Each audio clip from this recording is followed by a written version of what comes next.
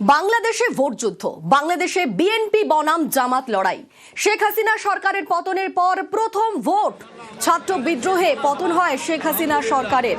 ওপারের ভোটে এবার নিষিদ্ধ আওয়ামী লীগ।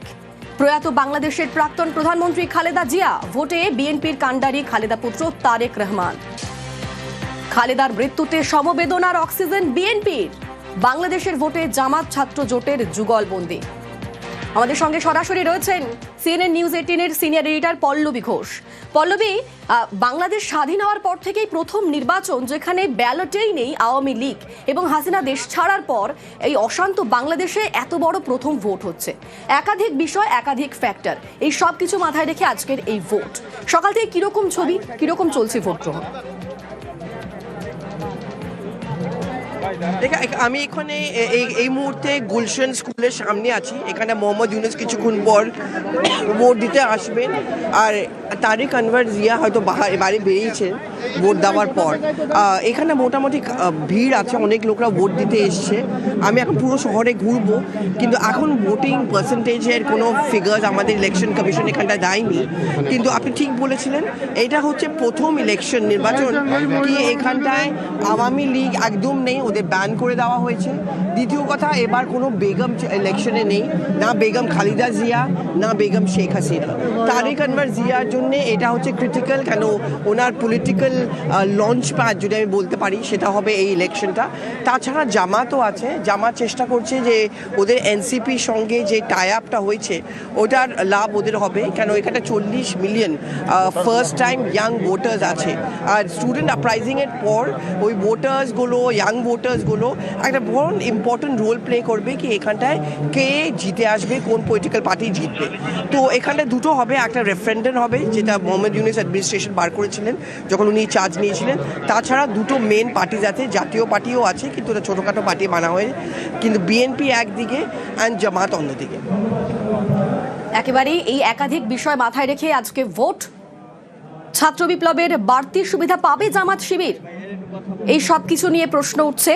তবে এই মুহূর্তে আবার একবার সরাসরি যাবো, আমাদের সঙ্গে পল্লবী রয়েছেন। পল্লবী, আমরা দেখেছি বারবার অগ্নিগর্ভ হয়ে উঠেছে বাংলাদেশ হাসিনা সরকার দেশ ছাড়ার পর। আজকে এই ভোটে সিকিউরিটি কেমন রয়েছে? এখন এই মুহূর্তে অনেক ভিড় দেখতে পাচ্ছি। আমি এখন যাব শহরে, আরো অনেক জায়গা আছে যেখানে হিন্দুরা আছে।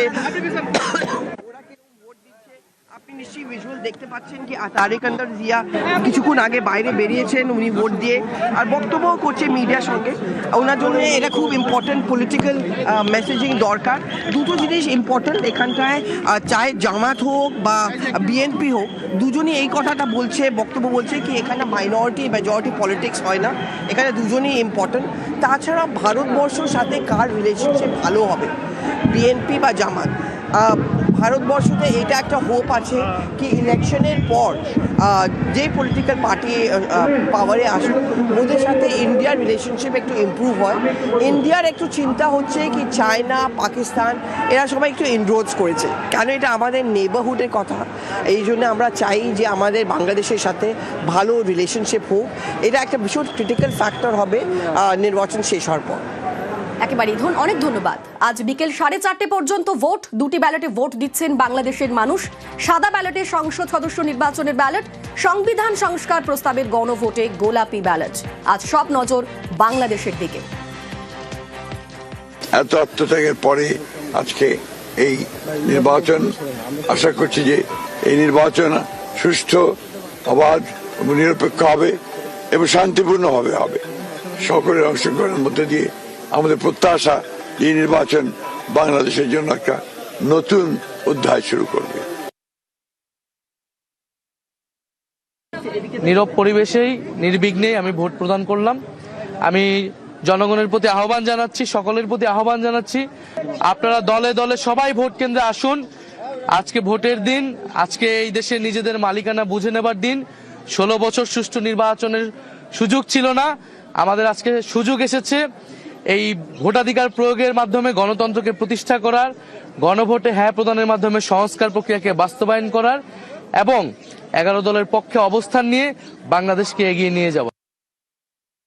11 দলীয় জোট সরকার গঠনের লক্ষ্যে গঠিত হয়েছে। আমরা মনে করছি আমরা সরকার গঠনের দ্বার প্রান্তে রয়েছি। আমরা ভোট কেন্দ্র পাহারা দিব, ফলাফল না নেওয়া পর্যন্ত আমরা ভোট কেন্দ্রের সামনে থাকবো, মাঠে থাকবো। তরুণদের প্রতি সবাইকে আহ্বান জানাচ্ছি। ইনশাআল্লাহ আমরা জনরায় যেটাই হবে সেটাকে আমরা মেনে নিব। আমরা জয়ের ব্যাপারে আত্মবিশ্বাসী। বাংলাদেশে নিহত হিন্দু ব্যবসায়ীর বাড়িতে নিউজ 18। ডিসেম্বরে ঢাকায় গুলি করে খুন মনোল চক্রবর্তী। মুখ বাঁধা দুষ্কৃতীরা দোকানে চড়াও হয়ে খুন করে।